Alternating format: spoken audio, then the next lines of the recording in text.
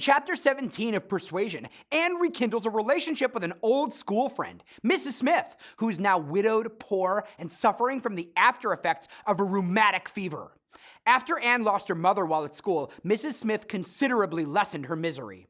During her second visit, Anne admires Mrs. Smith's elasticity of mind, and her good friend's spirits and acceptance encourages Anne to visit frequently. Instead of changing her plans to visit Mrs. Smith and accompanying Sir Walter and Elizabeth for an evening at Laura Place with their aristocratic cousins, Anne keeps her plans with Mrs. Smith. Her father criticizes Anne for her lack of social ambition. Everything that revolts other people, low company, paltry rooms, foul air, disgusting associations, are inviting to you. He also makes a speech not lost on Anne and Mrs. Clay, in which he describes Mrs. Smith in terms that also fit Mrs. Clay, a widow, and who was her husband. In Anne's absence at Laura Place, Lady Russell and William Elliot talk.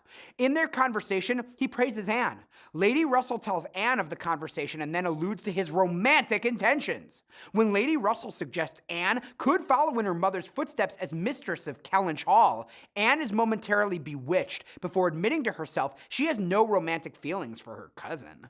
When Sir Walter berates Anne about her choice of company, she stands her ground, establishing further depth of character. Lady Russell's allusions to William Elliot's romantic interest in Anne touches on the motif of the pursuit of marriage. Lady Russell seems to think William Elliot is an ideal match for Anne, not just on the basis of his position alone, but because of the charm and the appealing character traits he's presented. Anne finds him not unappealing, but she continues to mistrust him for his past rather than present behavior. After momentarily delighting in the idea of following her mother, a constant soft spot, as mistress of Kellynch Hall, Anne describes the attributes she values. Although she doesn't mention Wentworth's name, the qualities she lists, the frank, the open-hearted, the eager, describe his character, not William Elliot's.